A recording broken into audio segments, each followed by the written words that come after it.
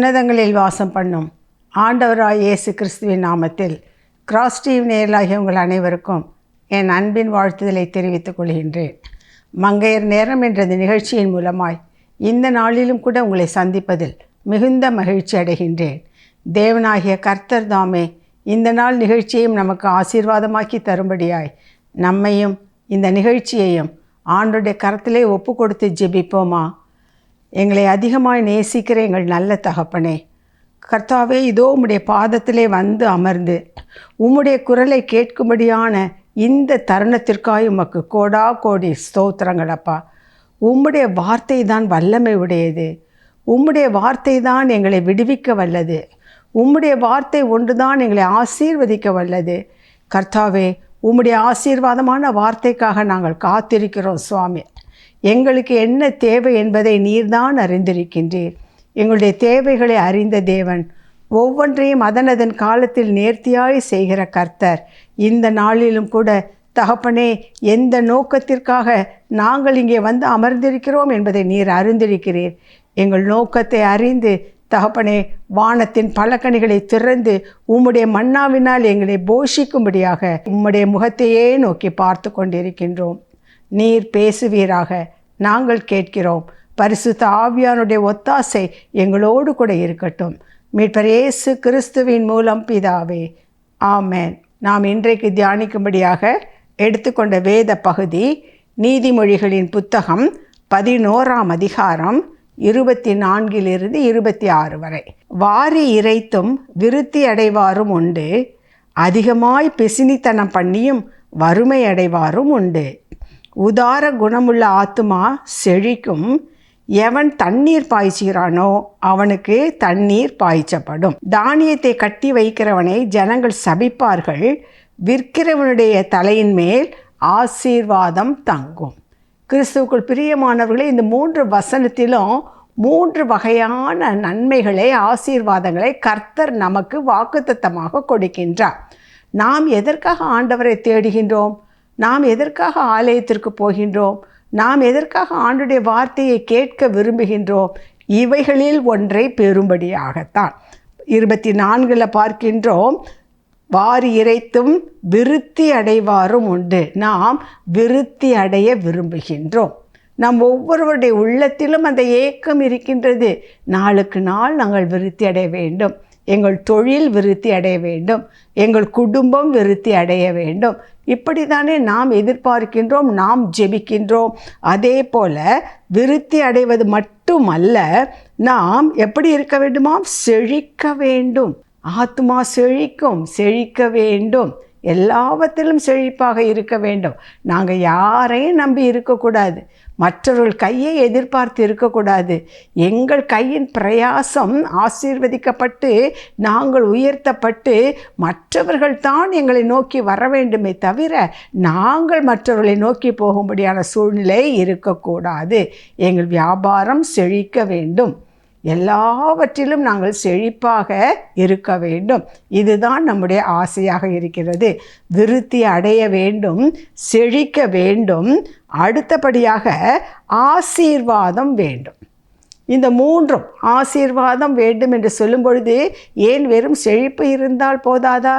வெறும் விருத்தி அடைந்தால் போதாதா? போதாது. செல்வம் பெருகினால் மட்டும் போதாது. அதனால் நமக்கு எந்த விதமான பிரச்சனையும் வராமல் இருக்க வேண்டும். ஆக பிரச்சனை இல்லாத செல்வம் தான் நமக்கு ஆசீர்வாதம். ஆகவே ஆசீர்வாதத்தை கேட்கின்றோம். நல்ல மன நிறைவான ஒரு வாழ்க்கை வாழ வேண்டும் என்று சொன்னால் வியாபாரம் மட்டும் செழித்தால் போதாது.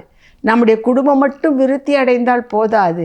நமக்கு அதையெல்லாம் அனுபவிப்பதற்கு தேவ ஆசீர்வாதம் வேண்டும். இங்கே டிவிக்கு முன்பதாக அமர்ந்திருந்து இந்த செய்தியை கேட்டுக்கொண்டிருக்கின்ற நம்முடைய ஒவ்வொருவருடைய உள்ளத்திலும் இதில் ஏதாவது ஒன்றுதான் குறிக்கோளாக இருக்கும்.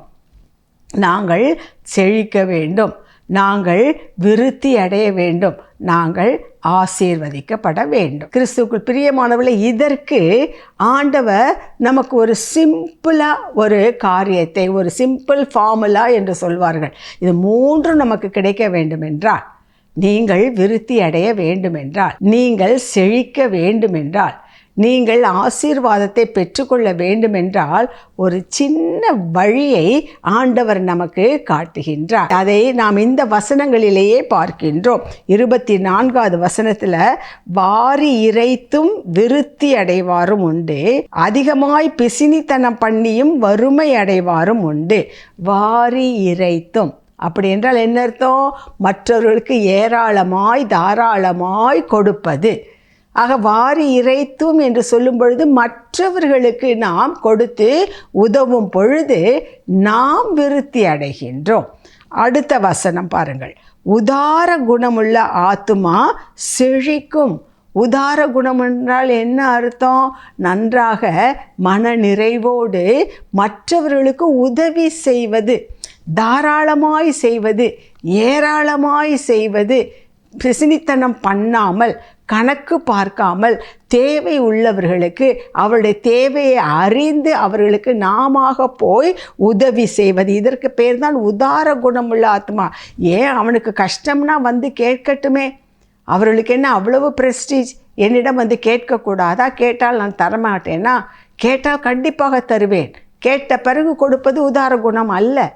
தேவையில் ஒருவன் இருக்கின்றான் என்று அறிந்த பொழுது நாம முன் சென்று அவர்களுக்கு உதவுவதற்கு பெயர்தான் உதார குணம். அப்படிப்பட்ட உதார குணமுள்ள ஆத்துமா செழிக்கும். செழிக்க வேண்டும், செழிக்க வேண்டும் என்று வேண்டுகின்றோமே. செழிக்க வேண்டும் என்றால் நாம் எப்படி இருக்க வேண்டும்? உதார குணம் உள்ளவர்களாக இருக்க வேண்டும். அப்போ அந்த உதார குணம் என்றால் என்ன அர்த்தம்? மற்றவர்களுடைய தேவையை அறிந்து நாம போய் அவர்களுக்கு உதவி செய்ய வேண்டும். அப்படி செய்பவர்கள் செழிப்பார்கள். அதே போல தானியத்தை கட்டி வைக்கிறவனை ஜனங்கள் சபிப்பார்கள், விற்கிறவனுடைய தலையின் மேல் ஆசீர்வாதம் தங்கும். அப்படி என்றால் தொழில் துறையிலே நாம் வியாபாரத்திலே செய்ய வேண்டிய ஒரு காரியம் என்ன? கொஞ்சம் நமக்கு தேவை வருகின்றது, கொஞ்சம் அந்த ப்ரொடக்ஷன் எல்லாம் குறைகின்றது, விளைச்சல் குறைகிறது என்று சொன்னால் உடனே பொதுவாக நடக்கின்ற காரியம் என்ன தெரியுமா? எல்லாரும் அதை பதுக்கி வைத்து விடுவார்கள். ஆர்டிஃபிஷியல் ஸ்கேர்சிட்டி என்று இதுதான் அழைக்கப்படுகிறது. உண்மையிலேயே அங்கே பற்றாக்குறை அல்ல, லேசாக கொஞ்சம் உற்பத்தி குறைகின்ற நிலைமை வரும் பொழுது, கொஞ்சம் இறக்குமதியின் மூலமாக கிடைக்க வேண்டிய பொருட்கள் கிடைக்க தாமதமாகின்றது என்ற சூழ்நிலை வரும் பொழுது அதை தவறாக பயன்படுத்தி கொண்டு அதை பதுக்கி வைத்துவிட்டு விலையை அதிகமாக்கி மக்கள் மேல் சுமையை சுமத்துகின்ற ஒரு பழக்கம் பொதுவாக காணப்படுகின்றது. அப்படி நடக்கும் பொழுது சாதாரண மக்கள் என்ன செய்கின்றார்கள்? அவர்களை சபிப்பார்கள். தேவையில்லாமல் விலை ஏற்றிட்டானே, இவ்வளவு கஷ்டப்படுகின்றார்களே என்று அவர்கள் வயிறெறிந்து சொல்லும் பொழுது, கஷ்டப்பட்டு சொல்லும் பொழுது அந்த வார்த்தை நிச்சயமாக மற்றவர்களை, அந்த வியாபாரிகளை பாதிப்பதாக இருக்கிறது. தானாக பற்றாக்குறை ஏற்படும் பொழுது விலை ஏற்றுவதில் தவறு இல்லை. ஆனால் ஒரு சிலர் செய்கின்ற காரியம் பதுக்கி வைத்துவிட்டு இன்னும் விலை ஏறும் என்று சொல்லி, இன்னும் அதிகமாக சம்பாதிக்க வேண்டும் என்று சொல்லி, அப்படிப்பட்டதான ஒரு நிலைமையில் இருக்கும் பொழுது மற்றவர்கள், ஆண்டவருக்கு பிரியமானவர்கள் இருப்பதை மற்றவர்களுக்கு பகிர்ந்து கொடுப்பது, மற்றவர்களுக்கு நியாயமான விலையிலே கொடுத்து அவர்களுடைய தேவையை பூர்த்தி செய்வது, இதைத்தான் தானியத்தை கட்டி வைக்கிறவர்களை ஜனங்கள் சபிப்பார்கள், விற்கிறவனுடைய தலையின் மேல் ஆசீர்வாதம் தங்கும். அப்படியாக பதுக்கி வைத்துவிட்டு விலைவாசி ஏறின பிறகு அதிக விலைக்கு விற்று அதிக லாபத்தை பெற்று அதனால் என்ன பிரயோஜனம்? அவனுடைய ஆசீர்வாதம் அங்கே இருக்குமா? நிச்சயமாக இருக்காது. ஆனால் அதே வேளையிலே சூழ்நிலையை அறிந்து அதற்கு ஏற்றவாறு மக்களுக்கு நலமானதை செய்து தங்களுக்கும் வேண்டிய வருமானத்தை பெற்றுக்கொள்ளும்படியாக யார் நடக்கின்றார்களோ, யார் தொழில் செய்கின்றார்களோ, யார் வேலை செய்கின்றார்களோ அவர்கள் தலையின் மேல் ஆசீர்வாதம் தங்கும். நாம் செய்கிற தொழில் சாதாரண தொழிலாக இருக்கலாம், ஒரு சாதாரணமாக வீட்டு வேலை செய்பவர்களாக இருக்கலாம், அல்லது ஒரு பெரிய தொழிற்சாலையிலே வேலை செய்பவர்களாக அதிபதிகளாக இருக்கலாம்.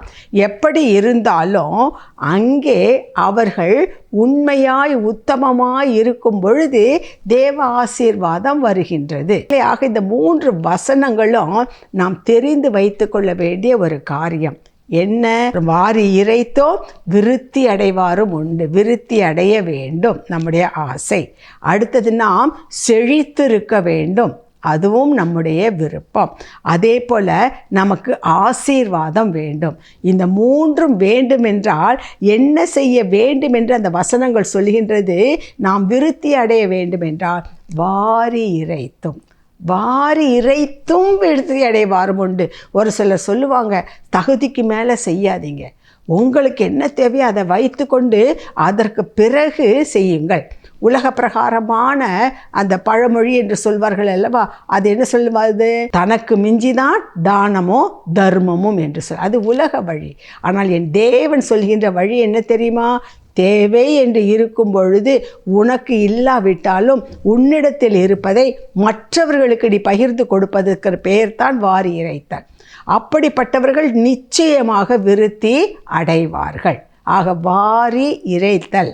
அதற்கு அடுத்ததாக நாம் பார்க்கிறோம், விற்கிறவனுடைய தலையின் மேல் பொருட்கள் இருக்கிறதோ இல்லையோ தேவையை அறிந்து உன்னிடத்தில் இருப்பதை மற்றவர்களுக்கு கொடுப்பதற்கு நீ தயங்கக்கூடாது. அப்படிப்பட்டவர்களுக்கு தலையின் மேல் தான் ஆசீர்வாதம் தங்குகிறது. அதே போல மற்ற எல்லா இந்த மூன்றிலுமே நாம் எதை பார்க்கிறோம் தெரியுமா? எதை பார்க்கிறோம்? ஆண்டவர் என்ன சொல்ல விரும்புகிறார்? நமக்கு உள்ளதை மற்றவர்களிடம் பகிர்ந்து கொள்ளும் பொழுது தான் ஆசீர்வாதம். நமக்கு உரியதை மற்றவர்களுக்கு தேவையை அறிந்து அவர்களுக்கு கொடுத்து உதவுவது தான் ஆசீர்வாதம். நமக்கு என்று சுயநலத்தோடு வைத்து கொண்டு சம்பாதித்து வருவதோ செழிப்பையோ அல்லது அது விருத்தியையோ நிச்சயமாக கொடுக்காது. வேதத்திலிருந்து ஒரு சில உதாரணங்களின் மூலமாக ஆண்டவர் நமக்கு இதை விளக்க விரும்புகின்றார். கிறிஸ்துவுக்குள் பிரியமானவர்களே, இப்போ டிவிக்கு முன்பதாக அமர்ந்திருக்கிறீர்கள் என்று சொன்னால் உங்களுடைய நோக்கத்தில் என்னவா இந்த மூன்றில் ஒன்றாக தான் இருக்கும். விருத்தி அடைய வேண்டும் என்று சொல்லி நினைத்திருப்பீர்கள், அல்லது எங்கள் குடும்பம் செழிக்க வேண்டும் என்று நினைத்திருப்பீர்கள், அல்லது கர்த்தர் எங்களை ஆசீர்வதிக்க வேண்டும். இந்த மூன்றில் ஒன்று நிச்சயமாக நம்முடைய நோக்கம். இந்த மூன்றில் எது நிறைவேற வேண்டும் என்றாலும் ஒரே வழி என்ன? மற்றவர்களை குறித்த கரிசனை உங்களுக்கு வேண்டும். இந்த ஒன்று இருந்தால் போதும், இந்த மூன்றும் தானாக வரும் என்று சொல்லி வேதம் சொல்கின்றது. இப்போ இதற்கு எடுத்துக்காட்டாக 1 ராஜாக்களின் புத்தகம் 17வது அதிகாரத்தில் 15-16 வசனங்களை வாசிப்போம். அவள் போய் எலியாவின் சொற்படி செய்தாள். அவளும் இவனும் அவள் வீட்டாரும் அநேக நாள் சாப்பிட்டார்கள்.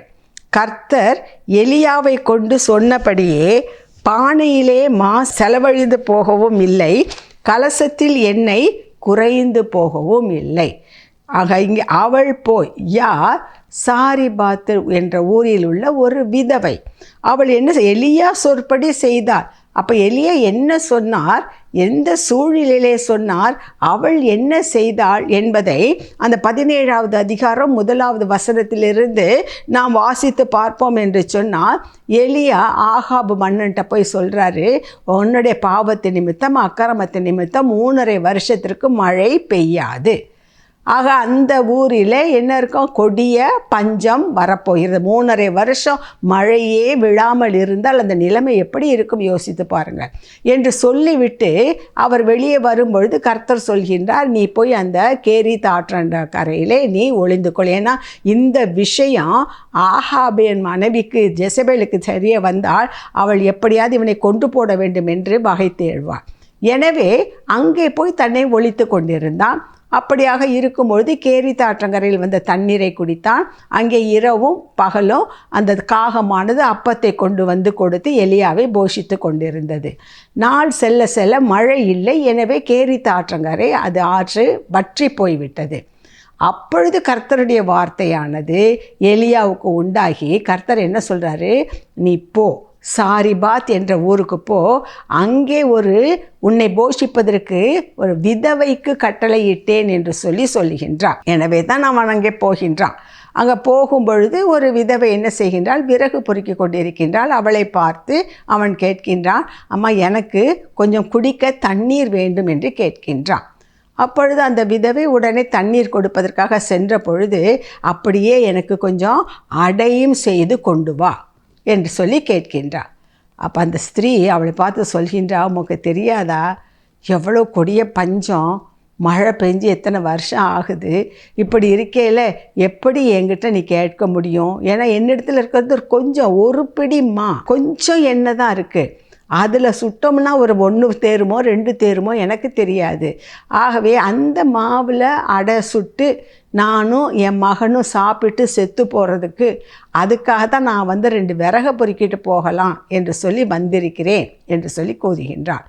அப்பொழுது தான் எலியா சொல்லுகின்றார், அதில் நீ சொன்னபடியே அடையை நீ சுட்டு முதலாவது அதை எனக்கு கொண்டு வந்து கொடு, பிறகு நீ சாப்பிடலாம். பிறகு நீ அப்படி செய்தாய் என்று சொன்னால் உன்னுடைய பானையில் மா செலவழிந்து போவதில்லை, கிண்ணத்தில் உள்ள எண்ணெயும் குறைந்து போவது இல்லை என்று சொல்லுகின்றார். உடனே அந்த சாரிபாத் விதவையானவள் அந்த இடத்துல அவருக்கு கீழ்ப்படிந்து அவர் சொன்னபடியே போய் கொஞ்சம் ஒரு பிடிமா கொஞ்சம் எண்ணெய் அதில் அடையை சுட்டு முதலாவது எலியாவுக்கு கொண்டு வந்து கொடுக்கின்றார். கிறிஸ்துக்குள் பிரியமானவர்களே, அவளுக்கு இருப்பதே ஒருத்தர் சாப்பிடுவதற்கு கூட போதாது, அல்லது பிள்ளைக்கு மட்டுமாவது கொடுக்கலாம் என்று சொன்னால் அதுவும் போதாது, 2 பேருக்குமே அது பத்தாது. ஆனால் அப்படிப்பட்ட ஒரு சூழ்நிலையில் 3ஆவதாக ஒருத்தர் வந்து எனக்கு கொடுத்தினா உனக்கு நிறைவாக இருக்கும் இப்படியெல்லாம் சொல்லும் பொழுது இதை உண்மை என்று ஏற்றுக்கொள்வதா பொய் என்று ஏற்றுக்கொள்வதா அவளுக்கு ஒன்றும் புரியாத நிலைமை. ஆனாலும் தேவனுடைய மனுஷன் ஒரு தீர்க்கதரிசி இப்படி சொல்லுகிறாரே என்று தன்னுடைய சுய நலத்தை மறந்து தன்னுடைய சுய நன்மையை எதிர்பார்க்காமல் தேவனுடைய மனுஷன் அவருக்கு குறைவு, அதை நாம் நிறைவாக்க வேண்டும் என்று சொல்லி அப்படிப்பட்டதான மனநிலையிலே என்ன செய்கின்றாள்? அதை சுட்டு முதலாவது கொண்டு வந்து எலியாவுக்கு கொடுக்கின்றார். நீங்களாக அல்லது நானாக இருந்தால் என்ன செய்திருப்போம்? இவர் சொல்கிறாருன்னு இவர்கிட்ட கொடுத்துட்டு அதுக்கு பிறகு நம்ம ஏமாந்து போகிறதுக்கா? இப்படி எத்தனை பேர் ஏமாற்றுவதற்கு கிளம்பி இருக்கின்றார்கள். இப்படியெல்லாம் நம்ம சுய அறிவை பயன்படுத்தி இன்றைக்கு அநேக ஆசீர்வாதங்களை இழந்து போவதற்கு அதுதான் காரணம். வேதத்தில் நிறைய வாக்குத்தத்தங்களை கர்த்தர் நமக்கு கொடுத்திருக்கின்றார். அந்த வாக்குத்தத்தத்தை நம்பாமல் மற்ற மனிதர்களையும் சூழ்நிலைகளையும் இவற்றையெல்லாம் பார்த்துவிட்டு இது எனக்கு நடக்குமா, இது எனக்கு ஆகுமா, மற்றவர்களுக்கெல்லாம் கிடைக்கிறது, எனக்கு தேவன் இதை கொடுப்பாரா, இப்படி யோசித்து நமக்கு வருகின்ற எல்லா ஆசீர்வாதத்தையும் நாம் தான் தடுத்து போட்டு விடுகின்றோம். ஆனால் இங்கே இந்த சாரிபாத் விதவை என்ன செய்தார்? உடனே கீழ்ப்படிந்தார், உடனே அதை செய்தால். அதற்கு பிறகுதான் அங்கே பார்க்கின்றோம் 1 ராஜாக்கள் 17:14 கர்த்தர் தேசத்தின் மேல் மழையை கட்டளையிடும் நாள் மட்டும் பானையின் மா செலவழிந்து போகவும் இல்லை, கலசத்தில் எண்ணெய் குறைந்து போவதும் இல்லை என்று இஸ்ரவேலின் தேவனாகிய கர்த்தர் சொல்லுகிறார் என்றார். அவள் போய் எலியாவின் சொற்படியே செய்தால் அவளும் இவனும் அவள் வீட்டாரும் அநேக நாள் சாப்பிட்டார்கள். இதற்கு பேருதான் வாரி இறைத்தும் வறுமை அடைந்தாரும் இல்லை. இப்போ வாரி இறைப்பது என்று சொன்னால் நாம் போய் அனாவசியமாக ஆடம்பரமாக நம்முடைய வசதியை பெருக்கிக் கொள்வதற்காக கடனை வாங்கி இஎம்ஐயில் வாங்கி இப்படியெல்லாம் செலவழித்து கொண்டு ஆண்டவர் என்னை ஆசீர்வதிக்கலைன்னு சொல்கிறதுல அர்த்தம் இல்லை. இங்கே வாரி இறைப்பது என்று சொன்னால் ஏதோ விவரம் இல்லாமல் அனாவசியமாக உலக பிரகாரமான காரியங்களிலே வீண் ஆடம்பரமாக சில சமயங்களெல்லாம் சில திருமணங்களை பார்க்கின்றோம், அல்லது வீட்டில் சில நல்ல நிகழ்ச்சிகள் நடத்த வேண்டும் என்றால் ஒரே ஆடம்பரமான செலவுகள். அவர்களுடைய மதிப்பை காட்டுவதற்காக எனக்கு இருப்பது ஒரு பிள்ளை, இதற்கு செய்யாமல் நான் வேறு யாருக்கு செய்ய போகிறேன், இப்படியாக தவறான சில காரியங்களை நினைத்து கொண்டு தங்களுடைய விரலுக்கு மேல் வீக்கத்தை வரைத்து கொண்டு பிறகு கஷ்டப்படுவது. அந்த வாரி இறைத்தலை ஆண்டவர் சொல்லவில்லை, அந்த வாரி இறைத்தல் அல்ல. கர்த்தருடைய சித்தத்திற்கு ஒத்ததாக கர்த்தர் விரும்புகின்ற காரியத்திற்கு அவர் எதிர்பார்க்கின்ற காரியத்திற்கு செய்வதிலே நாம் கணக்கு பார்க்காமல் செய்ய வேண்டும் என்பதைத்தான் இன்றைக்கு நமக்கு ஆண்டவர் எடுத்துரைக்கின்றார். அவளுக்கு இருக்கிறது கொஞ்சம் மாவு தான், கொஞ்சம் எண்ணெய் தான், ஒரு பையனும் இருக்கான். இதையே நினைத்து கொண்டு அவள் எலியாவை மறந்திருந்தாள் என்று சொன்னால் அவள் சொன்ன பிரகாரம் அதை சாப்பிட்டு பிறகு பட்டினி கிடந்து 2 பேரும் மரித்து போயிருப்பார்கள். ஆனால் இங்கே தன்னிடம் இருந்தது குறைவு என்று தெரிந்தும், நம்பிக்கையற்ற எதிர்காலம் சூழ்நிலை இருக்கிறது என்பதை தெரிந்தும் அவள் என்ன செய்கின்றாள்? எலியாவுக்கு அதை முதலாவது கொடுக்கின்றாள். இதை கேட்டுக்கொண்டிருக்கின்ற அன்பான சகோதரனே, சகோதரியே, உங்களுடைய வாழ்க்கையிலும் கூட பற்றாக்குறை இருக்கலாம். ஆனாலும் அதற்கு மத்தியிலும் கர்த்தருக்கென்று நீங்கள் என்ன செய்கின்றீர்கள்? ஆண்டவருக்கென்று எதை கொடுக்கின்றீர்கள்? அதைத்தான் கர்த்தர் பார்க்கின்றார். தனக்கு, எனக்கு, என் குடும்பத்திற்கு, கிறிஸ்துவுக்குள் பிரியமானவளே, வெறும் பொருட்களை கொடுப்பது அல்ல, நேரத்தை கொடுப்பதிலும் எதற்கு அதிகமாக கொடுக்கின்றீர்கள்? ஜெபத்திற்கு அதிகமாக கொடுக்கின்றீர்களா? அல்லது உலக பிரகாரமான வேலைகளுக்கு அதிகமாக கொடுத்து கொண்டிருக்கின்றோமா? அந்த ஜெபத்திற்கு கொடுக்கின்ற நேரத்திலும் எந்த ஜெபத்திற்கு, எந்த விண்ணப்பத்திற்கு, எதற்கு அதிக நேரத்தை கொடுக்கின்றீர்கள்? இருப்பது குறைந்த நேரமாக இருக்கலாம். அந்த குறைந்த நேரத்தில் நம்முடைய பிள்ளையை பற்றி, நம்முடைய குடும்பத்தை பற்றி, நமக்கு தேவையை பற்றி, இதை பற்றி சொல்லிக்கிட்டே இருந்து நான் 1/2 மணி நேரமாக ஜெபம் பண்ணேன், 1 மணி நேரமாக ஜெபம் பண்ணேன் என்று சொல்லி வந்துவிட்டு இன்னும் என் குடும்பத்திற்கு ஆசீர்வாதம் இல்லையே என்று சொன்னால் எங்கிருந்து வரும்? கர்த்தர் எதற்காக நம்மை ஜெபிக்க சொன்னாரோ, எதற்கு முக்கியத்துவம் கொடுத்தாரோ அதற்கு நாம் நேரத்தை செலவழித்து விட்டு கடைசியில் ஆண்டவரை இதோ என் காரியத்தை நீங்கள் பார்த்து கொள்ளுங்க என்று சொல்லி வந்தோம் என்றால் அதுதான் விருத்தி அடைவது. வாரி இறைத்தும் விருத்தி அடைவாரும் உண்டு. எதற்காக? கர்த்தருக்காக, கர்த்தருடைய காரியங்களுக்காக, அவருடைய ஊழியங்களுக்காக, அவருடைய எதிர்பார்ப்புக்காக நேரத்தை செலவழித்து விட்டு மிகுதியாக இருக்கிற கொஞ்ச நேரத்தில் ஆண்டவரே நீங்கள் பார்த்து கொள்ளும் என்று சொல்லி வருபவர்களுக்கு அவர்கள் நிச்சயமாக விருத்தி அடைவார்கள். நமக்கு தேவை நிறையா இருக்கலாம், ஆனால் நம்மை விட அதிக தேவை உள்ளவர்கள் நம்மை வந்து சந்திக்கும் பொழுது நம்மால் முடிந்த பொருளாதார உதவி என்று அல்ல, ஒரு அன்பான வார்த்தை, ஒரு ஆறுதலான வார்த்தை, ஒரு விசுவாசமுள்ள வார்த்தை அவர்களுக்கு சொல்லி அதன் மூலமாய் அவர்களுடைய விசுவாசத்தை பலப்படுத்துகின்றோமே. அதன் மூலமாய் அவர்கள் சொல்வார்கள், உங்கள்கிட்ட பேசின பிறகு எங்களுக்கு உள்ளத்தில் உள்ள பாரமே குறைந்து போய்விட்டது என்று சொல்வார்களே, அதுதான் ஆசீர்வாதம். கிறிஸ்துவுக்குள் பிரியமானவர்களே, நீங்கள் சொல்லக்கூடாது எனக்கே எவ்வளோ பிரச்சனை, எனக்கே எவ்வளோ பாரம், என்னுடைய காரியத்தை கவனிப்பதற்கே எனக்கு நேரம் இல்லை, பிறகு நான் உனக்காக எப்படி செலவழிக்க முடியும்? உங்கள் காரியத்தை நான் எப்படி பார்க்க முடியும்? உங்கள் காரியமாக நான் எப்படி செல்ல முடியும்? அது அல்ல. இந்த சுயநலமல்ல. ஆண்டோடைய பிள்ளைகளுக்கு அது வரவே கூடாது. அதிலும் இப்பொழுது டிவிக்கு முன்பதாக அமர்ந்திருந்து எனக்கு விருத்தி வேண்டும், செழிப்பு வேண்டும், ஆசீர்வாதம் வேண்டும் என்று கேட்கிறீர்களே, நமக்கு இந்த இயல்பு இருக்கக்கூடாது. இருக்கின்ற நேரத்திலே யார் மன கஷ்டத்தோடு வந்தாலும் அவர்களுடைய பிரச்சனையை கேட்பதற்கு நாம் நம்முடைய செவியை அவர்களுக்கு கொடுக்க வேண்டும். அவர்கள் சொல்வதை உற்று கவனிக்க வேண்டும், கேட்க வேண்டும். ஆறுதலான சில வார்த்தைகளை சொல்லி அனுப்ப வேண்டும். அந்த விசுவாசமுள்ள வார்த்தைகளை கொடுக்கும் பொழுது, அவர்கள் பலப்படும் பொழுது, கிறிஸ்துவுக்குள் பிரியமானவர்களை, கர்த்தர் உங்களை பலப்படுத்துகின்றார். உங்களுடைய குடும்பத்திற்கு தேவையான நன்மைகளை அவர் பார்த்து கொள்கிறார். நீங்கள் மற்றவருடைய பாரத்தை நீங்கள் ஏற்றுக்கொண்டு அவர்களுக்காக ஜெபிக்கும் பொழுது உங்களுடைய பாரத்தை, உங்களுடைய விண்ணப்பத்தை கர்த்தர் அங்கீகரிக்கின்றார். அவர் அதை வாய்க்க பண்ணுகின்றார். அந்த ஜெப நேரத்தை கொடுக்கும் பொழுது, உங்களிடத்தில் உள்ளதை மற்றவர்களோடு பகிர்ந்து கொள்ளும் பொழுது, பகிர்ந்து கொள்ளுகின்ற இடத்தில்தான் விருத்தி ஏற்படுகிறது என்பதை நீங்கள் மறந்து போய்விடாதீர்கள். புதிய ஏற்பாட்டிலும் கூட பார்க்கின்றோம். மத்தேயு சுவிசேஷம் 14வது அதிகாரத்தில் 17லேருந்து 20 வரையிலும் வாசித்து பார்த்தோம் என்றால் நம்ம எல்லோருக்கும் தெரிந்த ஒரு காரியம்தான்.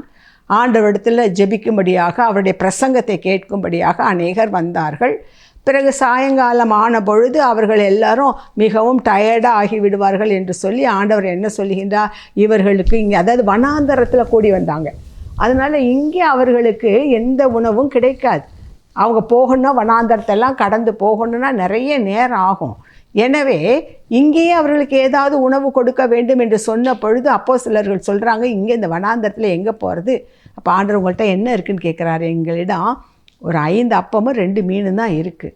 ஆண்டவர் அதை கொண்டு வாருங்கள் என்கின்றார்.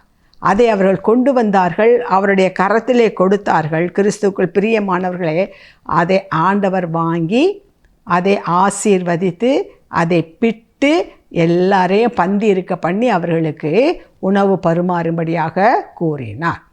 அப்படியாக உணவு பரிமாறின பிறகு வேதம் சொல்லுகின்றது, மிகுதியான துணிக்கைகளை 12 கூடை நிறைய எடுத்தார். எல்லாரும் திருப்தியாக சாப்பிட்டார்கள். எல்லாரும் திருப்தியாய் சாப்பிட்ட பிறகு சாப்பிட்ட ஆண்கள் மாத்திரம் 5000 பேர். இது எப்படி வந்தது? இந்த விருத்தி எதனால் வந்தது? கிறிஸ்துவுக்குள் பிரியமானவர்களே, காரணம் என்ன? அவர்கள் இருந்ததை ஆசீர்வதித்து பகிர்ந்து கொடுக்கப்பட்டது. அப்படி இல்லாமல் என்கிட்ட இருக்கிறதே இந்த 5 அப்பந்தான், எங்கள் வீட்டில் எனக்கு தான் இந்த லஞ்ச் பாக்ஸில் வச்சு கொடுத்தாங்க, இது எனக்கே போதாது, எப்படி நான் மற்றவர்களுக்கு கொடுக்க முடியும், இப்படியெல்லாம் யோசித்து கொண்டு இருந்தால் அன்றைக்கு அவ்வளோ பெரிய அற்புதம் நடைபெற்றிருக்காது. அத்தனை பேர் ஆசீர்வதிக்கப்பட்டிருக்க மாட்டார்கள். இங்கே ஒரு சாரிபாத்தி விதவையின் மூலமாக ஒரு தீர்க்கதரிசி உயிர் பிழைத்தார். அந்த தீர்க்கதரிசியின் மூலமாக அந்த சாரிபாத்தி விதவைக்கு, அந்த குடும்பத்திற்கு நன்மை வந்தது. இங்கே இந்த சிறு பையன் இது எனக்கு உள்ளது தான், நான் தரமாட்டேன் என்று வைத்து கொண்டு அவன் சுயநலத்திற்காக இருந்தான் என்று சொன்னால் அங்கே 5000 பேர் போஷிக்கப்பட்டிருக்க மாட்டார்கள். ஒரு பெரிய அற்புதம் நடந்திருக்காது. நம்முடைய பகிர்ந்து கொள்ளுதலினால் நாம் மற்றவர்களுடைய துன்பத்தை நம்முடையது போல ஏற்றுக்கொண்டு கர்த்தர் மேல் பாரத்தை வைத்துவிட்டு அவர்களுக்கு செய்கின்ற காரணத்தினால் நடப்பது அனைத்தும் விருத்தி தானே தவிர, நடப்பது அனைத்தும் செழிப்பு தானே தவிர, நடப்பது அனைத்தும் ஆசீர்வாதம் தானே தவிர ஒரு நாளும் அது குறைவுபடாது. அதை நன்றாக மனதில் வைத்து கொள்ளுங்கள். இன்றைக்கு கர்த்தர் நமக்கு இந்த உன்னதமான உண்மையைத்தான் நமக்கு தெரியப்படுத்துகின்றார். வாரி இறைத்தும் விருத்தி அடைவாரும் உண்டு, அதிகமாக பிசினித்தனம் பண்ணியும் வறுமை அடைவாரும் உண்டு. எனக்குத்தான், என் குடும்பத்திற்குத்தான், என் பிள்ளைக்குத்தான் என்று இருப்பவர்களுடைய குடும்பம் செழித்ததாக நாம் பார்க்க முடியாது.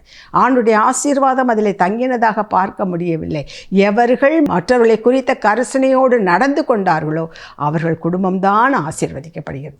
எனவே இதை கேட்டுக்கொண்டிருக்கின்ற அன்பான சகோதரி சகோதரியே, உன்னுடைய விண்ணப்பம் எதுவாகவும் இருக்கட்டும், உன்னுடைய தேவைகள் எதுவாகவும் இருக்கட்டும், உன்னுடைய பிரச்சனைகள் எதுவாக இருக்கட்டும், ஆண்டவரை தேடி வந்த உன்னை ஆண்டவர் உனக்கு சொல்லுகின்ற ஒரு காரியம், மற்றவர்களை குறித்த கரிசனையோடு இருப்பாய் என்று சொன்னால் உன்னுடைய காரியம் செழிப்பாக இருக்கும். ஆகவே ஆண்டவரே, இந்த உன்னதமான அனுபவத்துக்குள்ளாக நான் கடந்து செல்ல அந்த கிருபையை எனக்கு தாரும் என்று சொல்லி ஆண்டவரிடத்தில் ஒப்பு கொடுத்து ஜெபிப்போமா? தகப்பனே, இதோ இந்த வேளையிலும் நீர் எங்களோடு பேசியதற்காக உமக்கு கோடி ஸ்தோத்திரங்களப்பா. அது வேண்டும் இது வேண்டும் என்று நாங்கள் எண்ணிக்கொண்டிருப்பது எல்லாமே சுயநலத்தின் அடிப்படையில் தான் ஆண்டவரே. எங்களுக்கு ஆசீர்வாதம் வேண்டும், நாங்கள் பெருக வேண்டும், நாங்கள் விருத்தி அடைய வேண்டும், நாங்கள் செழிக்க வேண்டும். இது அல்லவோ எங்களுடைய ஆசை. இவற்றிற்கெல்லாம் ஒரே ஒரு ரூட், ஒரே ஒரு காரியம், நாங்கள் செய்ய வேண்டியது என்ன என்பதை இந்த நாளிலே எங்களுக்கு தெரியப்படுத்தினீர் சுவாமி. மற்றவர்களுக்கு நாங்கள் எதை செய்கின்றோமோ அது தான் எங்களுக்கு கிடைக்குமே தவிர, எங்களுக்காக நாங்கள் செய்கின்றது ஒரு நாளும் எங்களை விருத்தி அடையவோ ஆசீர்வதிக்கவோ உயர்த்தவோ முடியாது என்பதை நாங்கள் உணர்ந்து கொண்டோம். தகப்பனே, அப்படிப்பட்டதான உன்னதமான கிருபை எங்களை தாங்கட்டும் சுவாமி. மற்றவர்களை குறித்த கரிசனை எங்களுக்கு வேண்டும். மற்றவர்களுடைய தேவையை அறிந்து அவர்களுக்கு உதவி செய்யக்கூடிய மனப்பக்குவம் எங்களுக்கு வேண்டும் ஆண்டவரே. தகப்பனே, தேவை உள்ளவர்கள் தேடி வரும் பொழுது புறக்கணியாத படிக்கு, நாங்கள் அசட்டை பண்ணாத படிக்கு, நிர்விசாரமாக இராத படிக்கு அவர்களுடைய குறித்த ஒரு கரிசனை எங்களுக்கு நீர் தாரும். நீர் எங்களை எப்படி நேசிக்கிறீரோ அந்த நேச உள்ளம் எங்களுக்குள் வரட்டும் ஆண்டவரே. நீர் சொன்னது போல நீங்கள் எந்த அளவையால் அளக்கிறீர்களோ அதே அளவையால் தான் உங்களுக்கு அளக்கப்படும் என்று சொன்னீரே. அதே போல ஆண்டவரே, மற்றவர்கள் நன்றாக இருக்க வேண்டும், என் தேவனுடைய நாமம் மகிமைப்பட வேண்டும், தேவன் விரும்புகின்ற காரியத்தை நான் செய்ய வேண்டும், அவருக்கு பிரியமானதை செய்யும் பொழுது அவர் என்னுடைய காரியத்தெல்லாம் பார்த்து கொள்வார் என்ற அந்த அசைக்க முடியாத உறுதியான அந்த விசுவாசம் எங்களுக்குள் ஊன்றப்படட்டும். இதை கேட்டுக்கொண்டிருக்கின்ற ஒவ்வொரு அன்பு சகோதர சகோதரிகள் உள்ளத்திலும் ஊற்றப்படட்டும் சுவாமி. இதன் மூலமாய் பிள்ளைகள் ஆண்டவரை விரும்புகின்ற காரியத்திற்கு மேலாக நீர் கிரியை செய்ய வல்லவராக இருக்கிறீர். உம்முடைய கிருபைக்கும் பராமரிப்புக்கும் ஒப்பு கொடுத்து ஜெபிக்கிறேன். தொடர்ந்து நீர் அவர்களோடு பேசும் ஆண்டவரே, நீர் பேசும். மீட்பர் இயேசு கிறிஸ்துவின் மூலம் பிதாவே, ஆமென், ஆமென். மற்றவர்களை நாம் நேசிப்போம், கர்த்தர் நம்மை நேசிப்பார். God bless you.